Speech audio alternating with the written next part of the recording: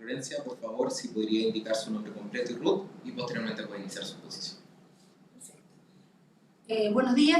Primero que nada quiero agradecer esta instancia. Creo que como chilena es muy importante ejercer nuestros derechos ciudadanos y colaborar a que la paz y el desarrollo partan desde abajo. Mi nombre es Florencia Larraín Villanueva, RUT 8.164.607-4.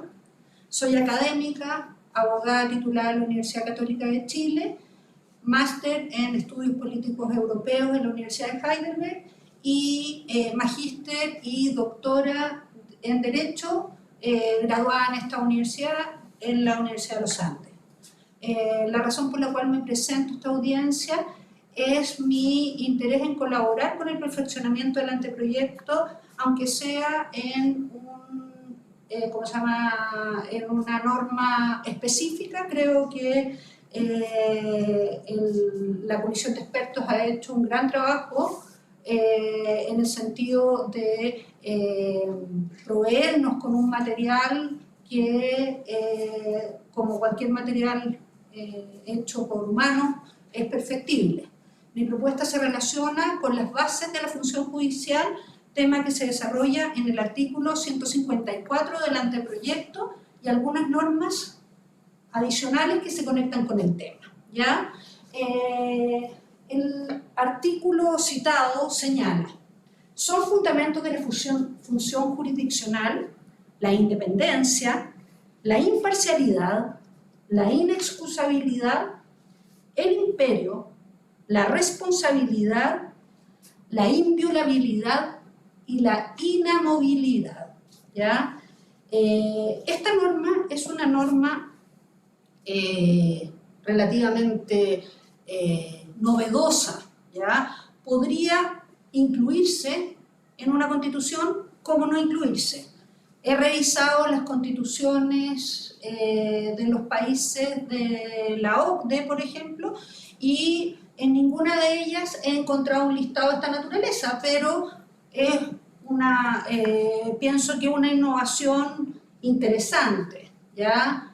El problema de la redacción de esta norma es que estos principios recién señalados se desarrollan y se explican, en el fondo dando cuenta de su contenido, se elevan a un rango constitucional, pero se omiten principios que, a mi juicio y el juicio de ministros de la Corte Suprema y a juicio, en definitiva, principios que han sido recogidos en el Código Orgánico de Tribunales, que son reconocidos por nuestra judicatura, que son cuentan con una tradición histórica y que me parece que debieran estar.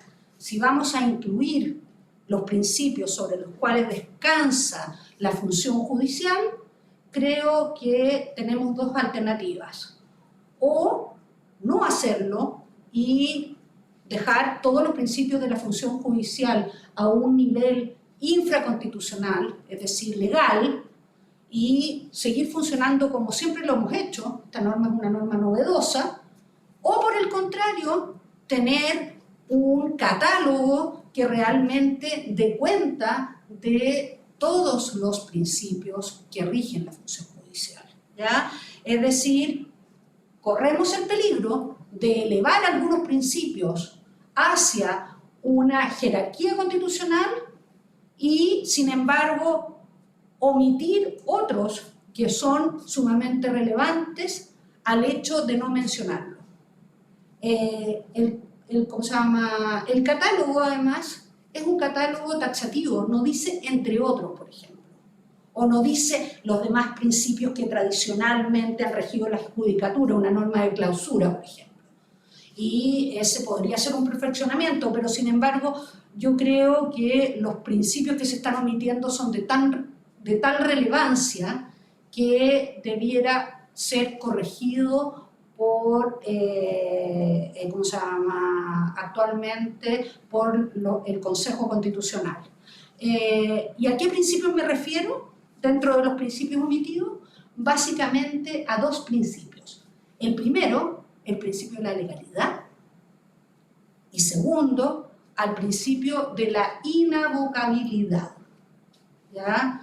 Yo, de verdad, me cuesta entender que el imperio, la independencia, etcétera, los principios que son tradicionales, no vayan acompañados de una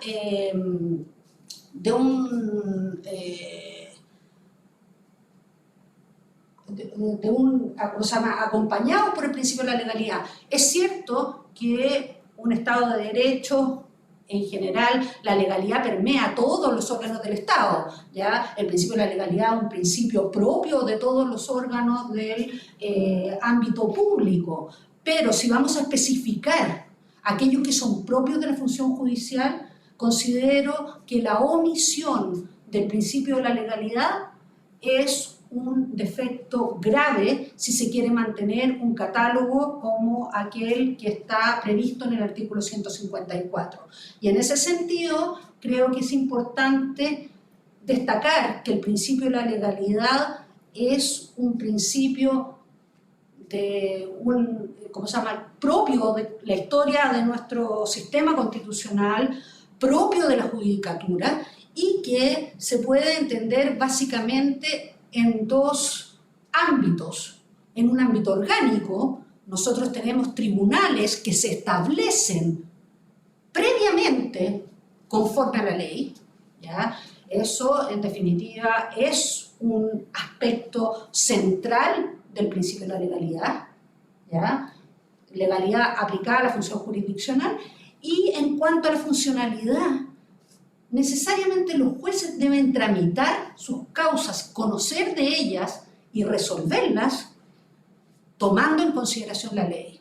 Por lo tanto, no incluirlo dentro de un listado como este me parece que podría dar pie para pensar de que la legalidad ha dejado de ser tan importante como la independencia, ¿ya? Veo, en definitiva, en ese olvido una especie de subvalorización de lo que es la legalidad, lo que no se condice con los tiempos que estamos viviendo, ¿ya? Hoy día hemos tenido fallos que han sido públicamente discutidos y desafiados en torno a su legalidad.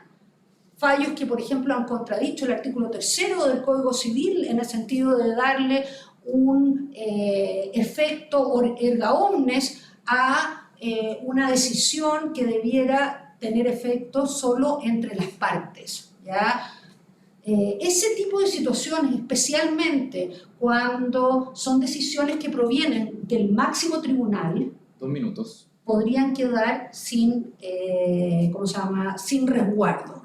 El segundo principio omitido es la inavocabilidad, ¿ya?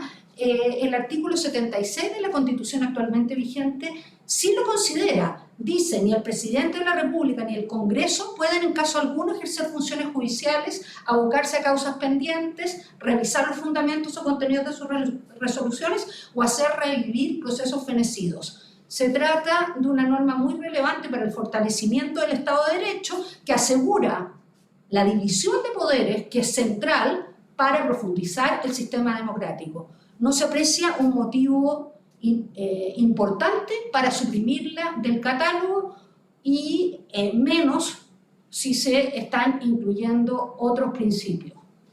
Y por último, en relación a estos dos asuntos, me gustaría sugerir que la fiscalización por parte de la Cámara de Diputadas y Diputados se ampliara, ¿ya? Es decir, cubriera no solamente el notable abandono de sus deberes con respecto a los tribunales superiores de justicia y del Contralor de la República, sino que se enlazara con el principio de la responsabilidad que está consagrado en el artículo 54, letra E, ¿ya? El artículo 154, letra E de este catálogo que hemos mencionado, previene que Al respecto, los jueces son personalmente responsables en sus actuaciones jurisdiccionales por los delitos de cohecho, falta de observancia en materia sustancial de las leyes que reglan el procedimiento, denegación y torcida administración de justicia y en general de toda prevaricación en que incurran en el desempeño de sus funciones. Y en los demás casos que... Tiempo máximo, para que vaya... Ya, en los demás casos que la ley señale. Por lo tanto, quisiera concluir esta presentación haciendo presente que el catálogo establecido en el artículo 154 debe ser ampliado o derechamente suprimido del todo, y dentro de las causales que deben incluirse están al menos la legalidad y la inabocabilidad. El profesor Dávila, ministro de la Corte Suprema, establece 15 principios que los puse ahí y que no los quiero volver a repetir, pero la doctrina, en definitiva, avala la postura de que la función judicial es una función que se rige por una serie de principios o valores que estamos omitiendo. Y por último, con respecto a la responsabilidad política de los máximos tribunales y del Contralor, estimo que sería conveniente dejar el juicio político no solamente limitado al notable abandono de los deberes, sino que ampliarlo a violaciones que tienen que ver con el principio de responsabilidad que ha sido consagrado a nivel constitucional. Muchas gracias. Bien, doña Florencia, agradezco su presencia y participación en este acto significativo para el desarrollo de nuestra nueva Constitución. Muchas gracias.